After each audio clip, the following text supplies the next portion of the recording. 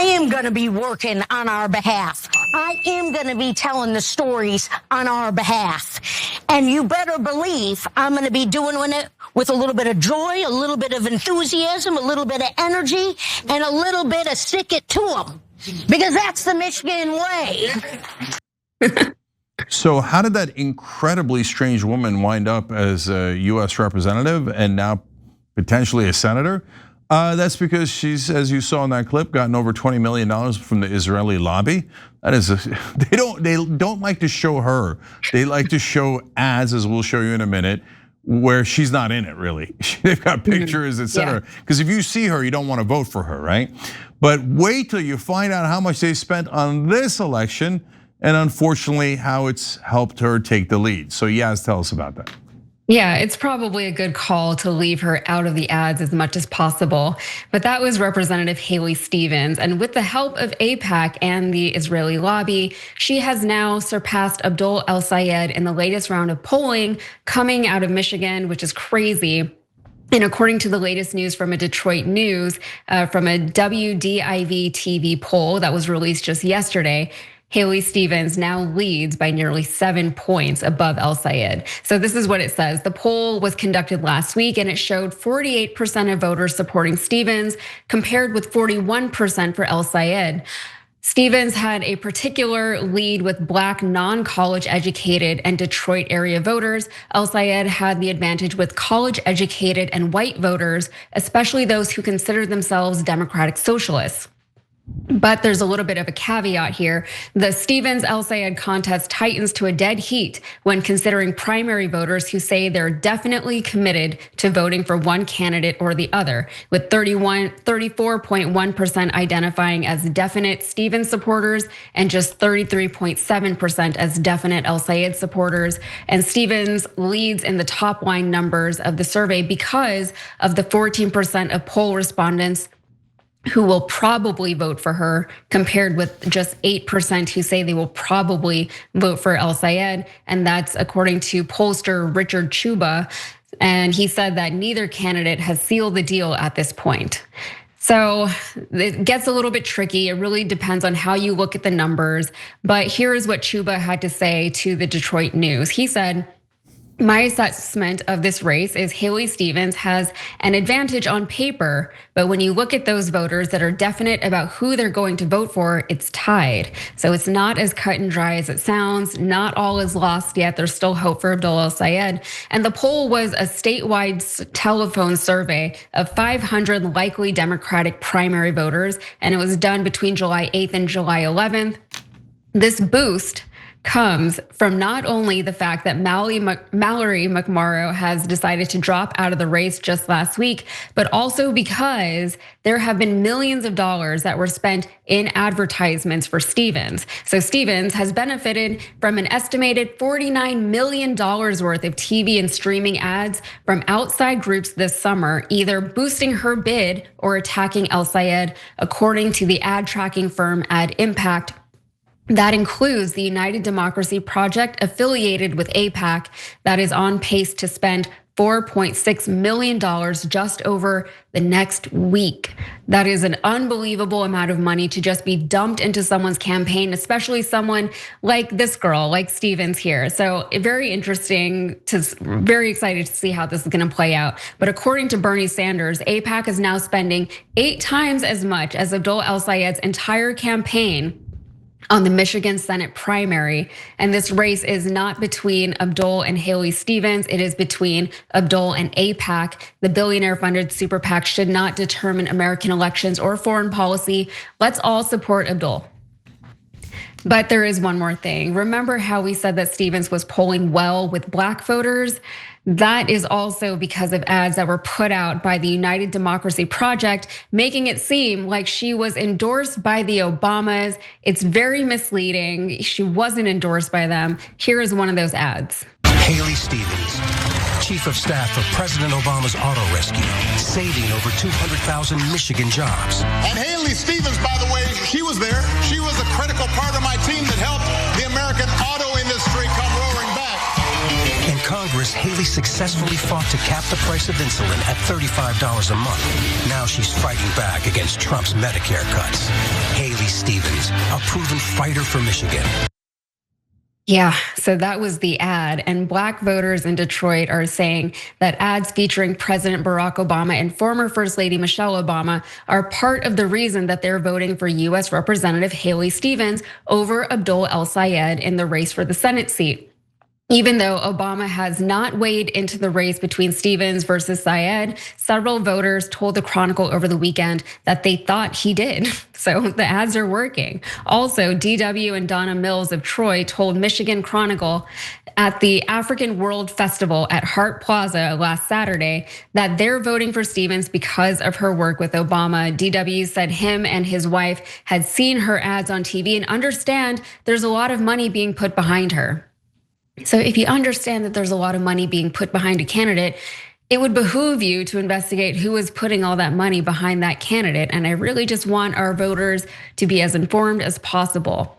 But according to Jonathan Kinlock, the chair of the 13th Congressional District and Wayne County Commissioner, who also, by the way, appeared in one of the Obama/Stevens ads, he told the Michigan Chronicle, the ad is about Haley being a part of the auto industry bailout. That's all the ad is saying. Whether Obama weighed into this election, I was told that if you're going to come to the party, you need to be dressed for the dance. What does that even mean? The ad isn't about this race, it's about what she did leading up to the race. You guys know I hate scams, especially the ones that target seniors. And Medicare, chock full of them. You've got commission-hungry brokers steering people toward whatever pays the broker the most, not what's best for you. Unfortunately, that's the whole game for so many of them. So here's who I actually trust. A company called Chapter. We did our homework on them. They're independent Medicare advisors, the only ones that compare every plan nationwide. The best plan for you is out there, and Chapter will help you find it. Folks who switched with Chapter last year saved an average of $1,100. Chapter's advisors are honest. They're not paid to just steer you to certain plans. They work for you, not big insurance. A guy on our team had his dad call. Turned out he was already on the right plan, and they just told him so. So they're not looking to push anything. Their entire focus is on finding what's right for you. It's free, it's under 20 minutes. So skip the scams and call Chapter today. Call 805-201-2275 for Medicare help you can trust. That's 805-201-2275. Okay, but if you pair the ad that you just watched with this ad that is painting El-Sayed as a misogynist, here's, I don't know, do what you want with this. Leaders of Democratic women's groups call Abdul El-Sayed's attacks on Haley Stevens sexist and the same tired playbook used against women. That's what El-Sayed does. El-Sayed called Michelle Obama's work uninspired and ineffectual. He claimed Gretchen Whitmer was bought and sold, and an employee said they were offered payment to keep silent after witnessing El-Sayed disparaging women. Let's reject Abdul El-Sayed's sexist attacks. UDP's responsible for the content of this ad.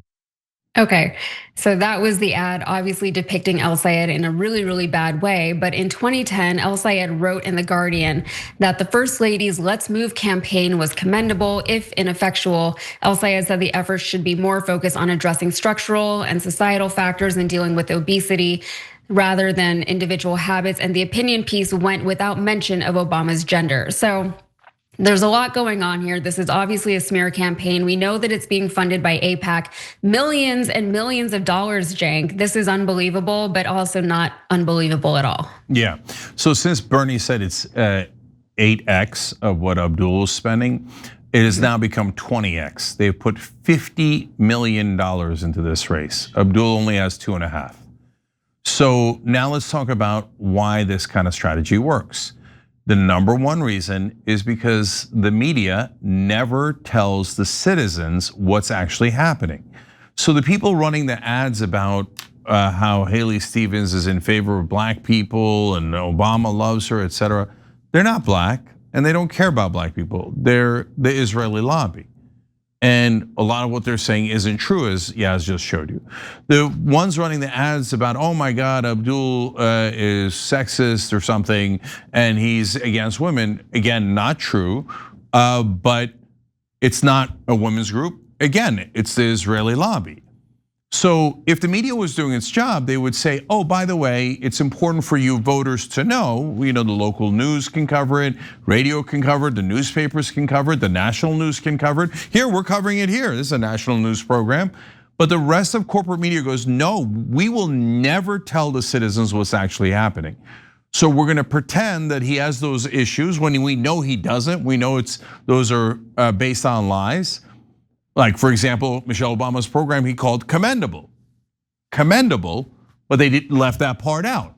So, and by the way, if you're not getting it, they know they can't win by telling you that, hey, the senator from Michigan shouldn't serve Michigan, they should serve Israel, right? So instead they tell you, he's a sexist, women, don't vote for him. Same exact strategy they use against every outsider, especially progressives. Remember the Bernie Bros strategy? Oh, they're all sexist, they're all Bernie Bros. Women, you can't vote for them, you can't vote for them. And was that women's groups? No, it was, in that case, it wasn't just AIPAC, it was also tons of corporate lobbyists who didn't like the idea that Bernie Sanders might increase their taxes or regulate their businesses and might look out for the average American. So what do? They try to manipulate you by saying that he's against women. They do it every single time, and the media never tells you what's actually happening. Is the media telling everybody, oh, by the way, AIPAC is spending tens of millions of dollars here to trick you, to manipulate you into voting for Haley Stevens? Now, what has Haley Stevens said in the past? She is, because they're painting out her as like, they say, and they look at the trick the media does. I read stories in the local papers and the national papers, all over the national papers, about this campaign. And they say, Haley Stevens' message is that she's the tougher fighter against Trump and that she's more electable in the general election. Okay, that's her message. You're a reporter, so is it true? No, they never tell you if it's true or untrue, because it isn't true. What did she do to fight Trump? Nothing.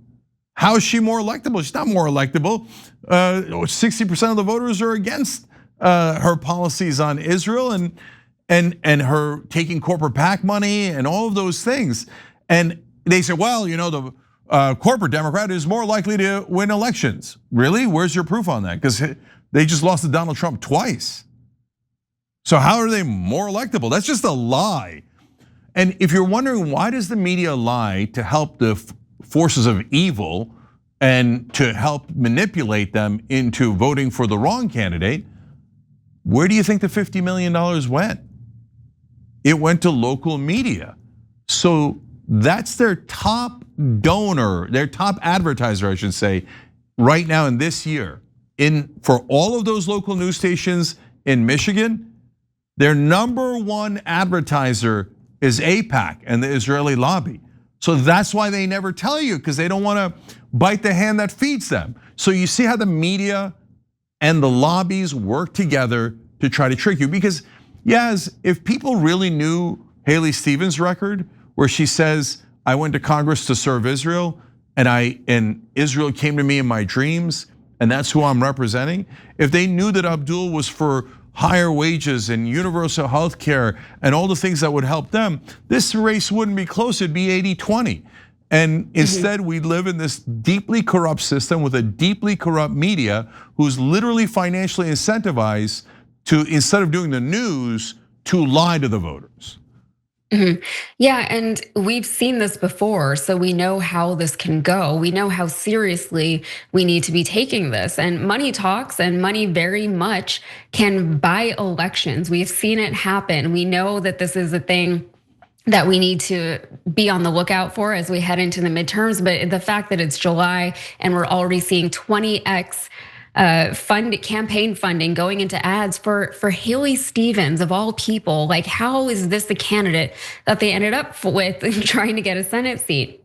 Look at what just happened to Thomas Massie. We have to be very careful. This is why so many of our elected officials or even candidates don't speak out against the establishment, don't speak out against Israel, because they're afraid of this exact type of retribution. They're afraid, or I think what a lot of them try to do is try to like toe the line. Like, if I don't say anything, then they won't come after me, but also now people aren't going to vote for me, because now funding for Israel and support of Israel is something that voters want to hear. Which side of the aisle they're of the Israeli aisle specifically, which side of that aisle their candidates are on. And it's just gonna get worse as we head into the midterms. They're just gonna get more and more aggressive. And personally, sometimes I forget how effective these ads can be, because I have ad blockers everywhere and I don't watch television unless I'm like in a restaurant or something like that. But a lot of voters, especially older voters, are still watching regular cable news. They are seeing these ads, they are being influenced by them, and they're not gonna get on their phones and Google the candidates. They're just gonna be like, whoa, look at that. That guy doesn't seem very nice. Or, oh, look at this person, she's endorsed by Obama. The people have already said that they are voting for this person specifically because they thought she was endorsed by Obama. That is how powerful these ads can be. And especially, like, they know what they're doing, right? They know when they're being misleading. They know that they're trying to draw some like positive correlations between her and the Obamas, and that still works with a very specific demographic in a certain part of this country. Yeah. So we can't let our foot off the gas. Yeah, I just want to be super clear about how Israel buys congressional seats, and it's not a little influence. Jamal Bowman and Cori Bush had $14 million and $18 million spent against them. Tom Massey had $32 million spent against him, and now Abdul El-Sayed is having $50 million spent against them, all by the Israeli lobby. The great majority of that money, if not all of it. And all four spoke out against Israel. All four questioned Israel's funding. So and AIPAC brags after every one of those elections that they sent a message to Congress. In other words, if you don't kneel to Israel, we will try to eliminate you because we demand complete control of your Congress. So look. You see how disgustingly dishonest our corporate media is, and you see how they are great partners in deceiving you on behalf of these lobbies, including the Israeli lobby, but not just the Israeli lobby. They deceive you into saying that money in politics is not relevant when almost every election, 95% of the time in Congress, the person with more money wins. And it doesn't matter if they're a liberal or a conservative, it doesn't matter if they're a Democrat or a Republican. The only thing that matters 95% of the time is who has more money to buy the deceptive ads. But the ads don't just buy those particular 30-second spots, they buy the loyalty of the media companies that they're spending millions of dollars on. And those media companies lying to you on behalf of the Israeli candidates is what does the most damage. So those are the forces of evil in this country who are trying to manipulate you into serving a foreign country and corporate interests. So wake up, everybody. And if Abdul loses that election, Israel is going to celebrate, Netanyahu is going to celebrate. They're going to think, great, we're going to force them into another war, and we're going to get even more money from them, and we're going to do even more genocides, and we're going to get the media to lie for us, and we're going to own their Congress completely. That election in Michigan is critical. If Abdul wins, despite the $50 million spent against him, then the Israeli lobby for the first time in our lives is in a little bit of trouble. So it's in 3 weeks. Make sure you vote, and if you're not in Michigan, make sure you talk to people in Michigan, find people in Michigan. We're having to do the hard task, send them this video. So we're having to do the hard task of telling people one by one in Michigan because corporate media is all lying to them. So go vote for the Americans, not for the Israelis. Every time you ring the bell below, an angel gets his wings. Totally not true, but it does keep you updated on our live shows.